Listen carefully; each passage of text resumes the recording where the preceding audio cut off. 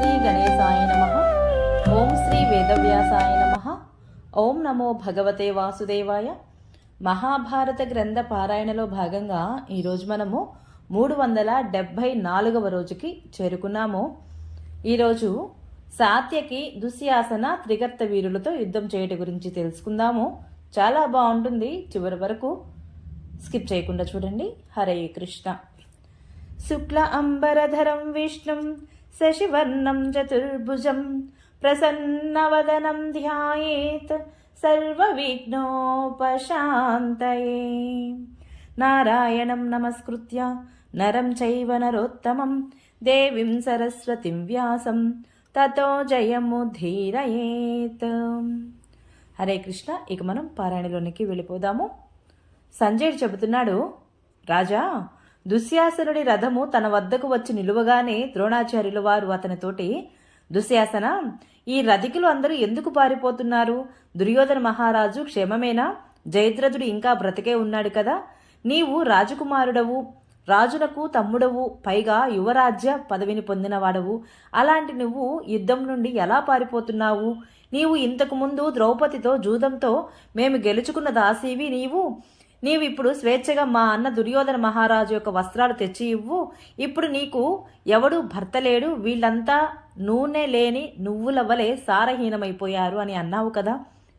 పాంచాలులతో పాండవులతో నీవే స్వయంగా వైరం పెట్టుకున్నావు. ఇప్పుడేమో సాత్యకి ఎదురుపడగానే నీవు ఎలా భయపడుతున్నావు? కపట ద్యూతంలో పాచికలు పట్టుకున్నప్పుడు ముందుగా నీవు అనుకోలేదు కదా, ఏదో ఒక రోజున ఈ పాచికలే క్రూర బాణాలవుతాయని. శత్రు సంహారకుడా, నీవు సేనానాయకుడవు, పట్టుగొమ్మవు. నీవే భయపడి పారిపోతే ఇక సంగ్రామ భూమిలో ఎవరు నిలుస్తారు? నేడు ఒంటరిగానే ప్రాణాలకు తెగించి సాత్యకి నుండి నీవు పారిపోదలుచుకుంటే ఇక భీమార్జున నకుల సహదేవులను చూస్తే ఏం చేస్తావు? నీవు మహా గొప్ప మగవాడి వలె వెళ్ళు. వెంటనే గాంధారి గర్భంలో దూరు. ఈ భూమి మీద ఎక్కడకు పారిపోయినా నీ జీవితానికి రక్షణ ఉండజాలదు. పారిపోవాలనే నీకు అనిపిస్తే యుధిష్ఠిరునికి నీ రాజ్యాన్ని అప్పగించి పాండవులు యుద్ధంలో అజేయులని నీవు వారితో సంధి చేసుకో అని భీష్ముల వారు మొదటే మీ అన్న దుర్యోధనుడికి చెప్పాడు. కానీ ఆ మందమతి వారి మాటలు ఒప్పుకోలేదు. భీమసేనుడు నీ రక్తం కూడా తాగుతానని నేను విన్నాను. అతని ఆలోచన స్థిరమైనదే, అలాగే జరుగుతుందేమో.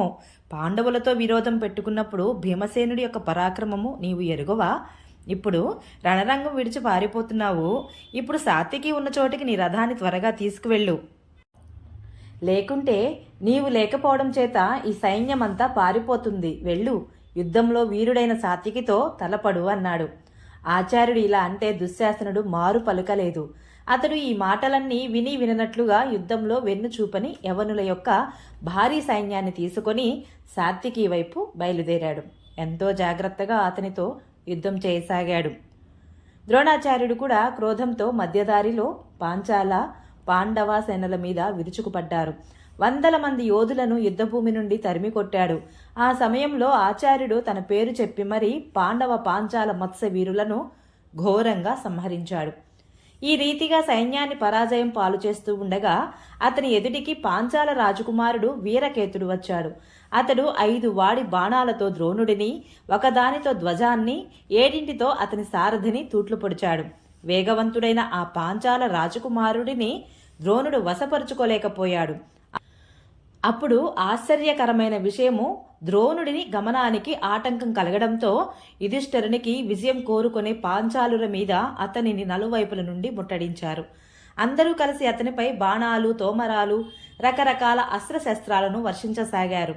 అప్పుడు ఆచార్యుడు వీరకేతుని రథం మీద ఒక గొప్ప భయంకరమైన బాణం వేశాడు. అది అతనిని గాయపరిచి భూమిలోకి దూరింది. ఆ దెబ్బకు ప్రాణాలు పోయి ఆ పాంచాల కుల తిలకుడు రథం నుండి కింద పడిపోయాడు. ఆ మహాధనుర్ధరుడైన రాజకుమారుడు మరణించడంతో పాంచాల వీరులు మహావేగంగా ద్రోణాచార్యుడిని ముట్టడించారు. చిత్రకేతుడు, సుధన్వుడు, చిత్రవర్ముడు, చిత్రరథుడు, ఈ పాంచాల రాజకుమారులందరూ కూడా తమ సోదరుడి యొక్క మరణానికి దుఃఖించి ద్రోణుడితో యుద్ధానికి సిద్ధమై వర్షాకాలపు మేఘాల వలె బాణవర్షాన్ని కురిపించారు. ద్రోణుడు కుపితుడయ్యప్పుడు వారి మీద బాణాలను వలలా వ్యాపింపచేశాడు. దానితో వారికి దిక్కుతోచలేదు. ద్రోణుడు చిరునవ్వుతో వారి గుర్రాలను, సారథులను, రథాలను కూడా నష్టపరిచి మిక్కిలి పదునైన భల్లాలతో వారి శిరస్సులను కూడా ఖండించి పడేశాడు. ఈ రీతిగా ఆ పాంచాల రాజకుమారులను చంపి ద్రోణుడు తన ధనస్సును మండలాకారంగా తిప్పసాగాడు. ఇది చూచి దృష్టద్యుమ్నుడు ఉద్విగ్నతకు లోనయ్యాడు. అతడి కన్నులలో నీరు తిరిగింది. అతడు క్రోధంతో ద్రోణుడి రథంపై విరుచుకుపడ్డాడు. దృష్టద్యుమ్నుడిని బాణాలతో ద్రోణుడి గమనం ఆగిపోయింది. ఇది చూసి రణభూమిలో గొప్ప హాహాకారాలు చెలరేగాయి. అతడు క్రోధంతో ఉక్కిరిబిక్కిరై ఆచార్యుడి రొమ్ముపై 90 బాణాలను నాటాడు. దానితో అతడు రథం యొక్క పీఠంపైనే మూర్చిపోయాడు. దృష్టద్యుమ్నుడు ధనస్సు పక్కన పెట్టి వాడి కత్తిని పైకెత్తి తన రథం నుండి దూకి వెంటనే ఆచార్యుని రథం పైకి ఎక్కాడు. అతడు కొంచెం ఉంటే అతని శిరస్సును ఖండించేవాడే.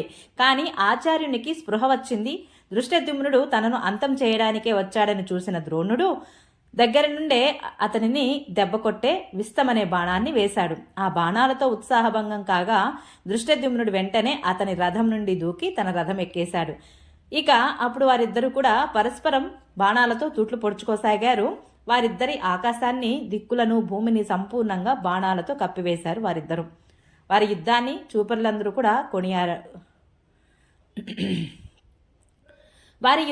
చూపరులందరూ కూడా కొనియాడారు.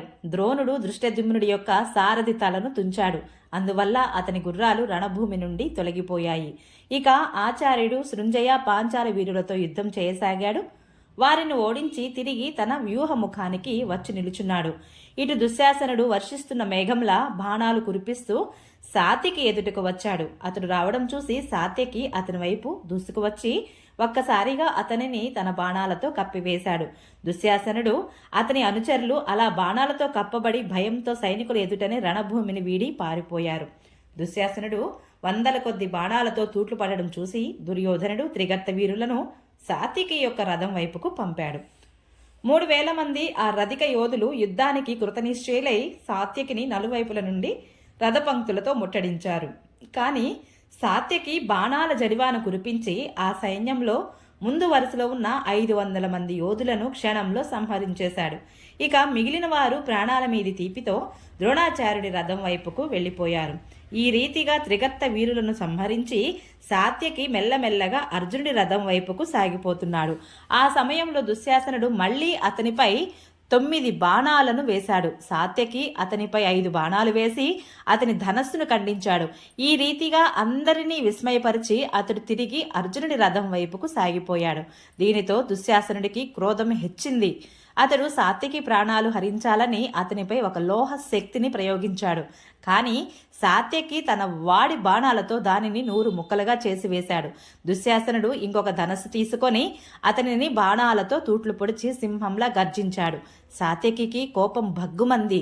అతడు దుశ్శాసనుడి రొమ్ముపై 3 బాణాలను నాటి గాయపరిచి ఒకదానితో అతని ధనస్సును, మరి 2 అతని రథం మీది ధ్వజాన్ని, శక్తిని కూడా ఖండించి వేశాడు. ఇంకా ఎన్నో వాడి బాణాలను వేసి అతని పార్శ్వ రక్షకులను 2 చంపివేశాడు.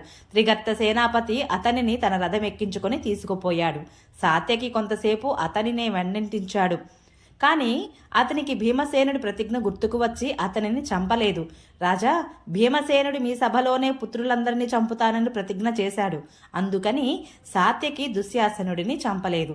అతనిని రణరంగంలో ఓడించి మహావేగంగా అర్జునుడి వైపుకు సాగిపోయాడు. ఓం నమో భగవతే వాసుదేవాయ. ఈరోజు పారాయణ ఇంతటితో సమాప్తం. రేపు మనము ద్రోణాచార్యుడు పాంచాల వీరులను ఓడించట గురించి తెలుసుకుందాము. ఈ వీడియో మీకు నచ్చినట్లయితే please subscribe my channel. Like, share, comment please. Thank you.